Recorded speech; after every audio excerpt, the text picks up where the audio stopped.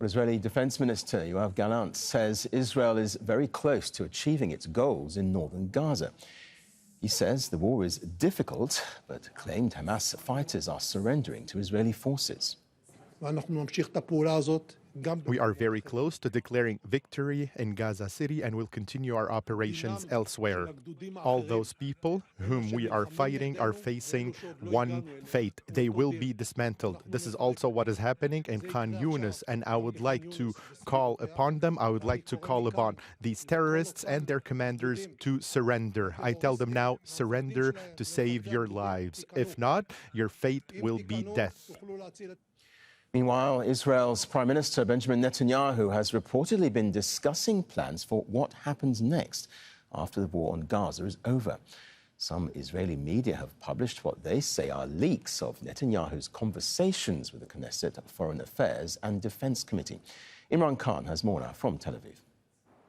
Well, there's really two key things that he said, according to these leaks. The first one is about the Palestinian Authority. He said that the difference between the Palestinian Authority and Hamas is Hamas want to destroy Israel immediately, and that the Palestinian Authority want to do it in stages.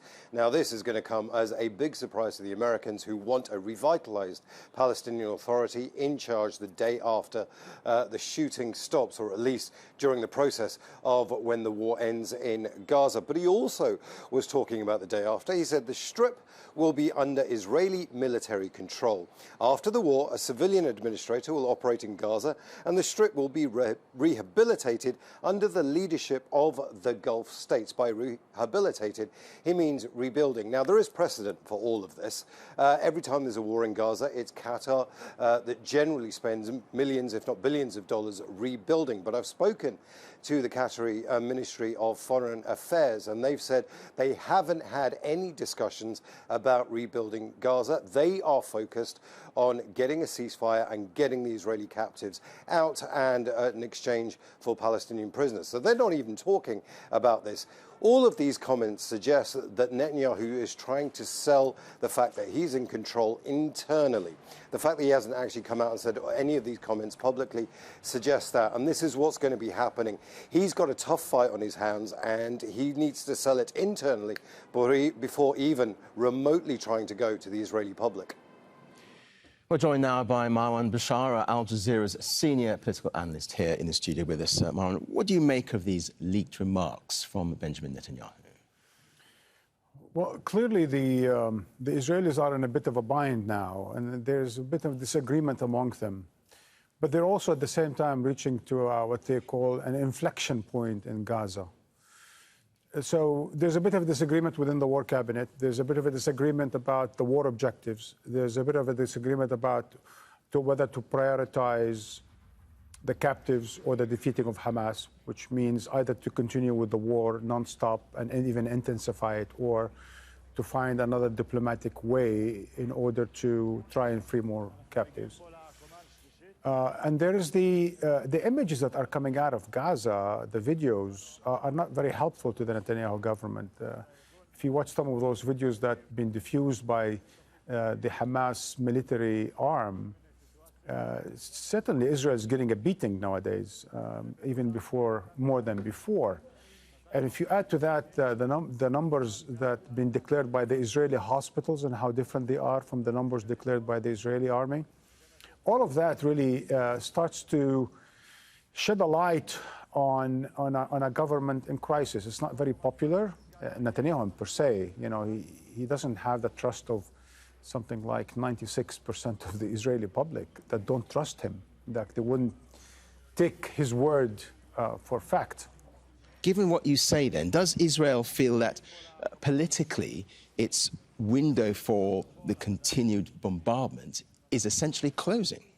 The window is closing, although they don't admit it. But if you listen to the discussions within the sort of formal military generals and the strategic analysts and so on and so forth, they understand that there is some real American pressure, some real international pressure.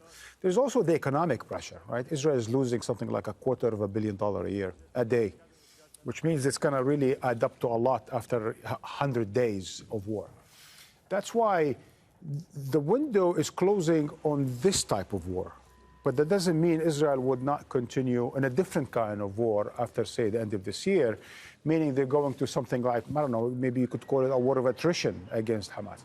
But clearly, because the window of opportunity is closing, and because Israel is getting a bit of a beating to its soldiers and tanks and so on and so forth, it's intensifying its bombardment against the civilian population.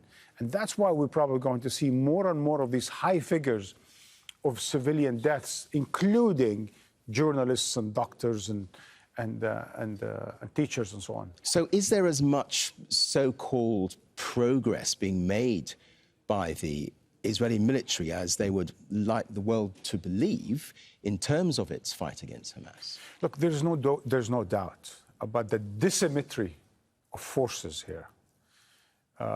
There is sort of a battle of narrative, a battle of images going on, but there is no doubt about who has more firepower, right? So Israel has more firepower.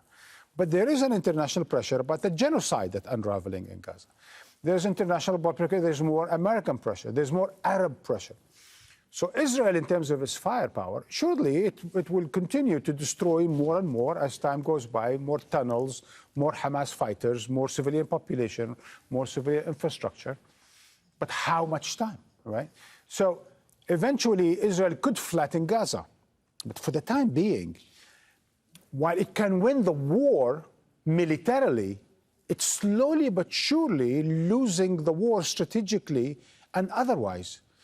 It says that it is a war between the forces of light against the forces of darkness. But more and more, everyone understands this is about genociders and occupiers against occupied. And on a wider strategy, we've heard about Lebanon-Israel border clashes. Is that a matter of containment at the moment, or could a miscalculation change that? For the time being, there's no doubt that it is one of containment. However, there could be miscalculation and it could widen.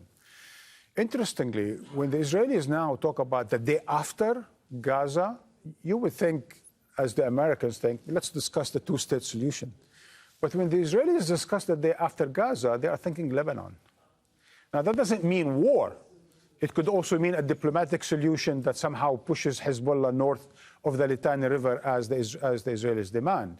Of course, that will require other demands by Hezbollah. But it could also involve a preemptive strike on Hezbollah. And if that happens, then we are definitely talking about a wider war with incredible consequences for the region. We'll leave it there. Marwan Bishara, our senior political analyst. Thank you.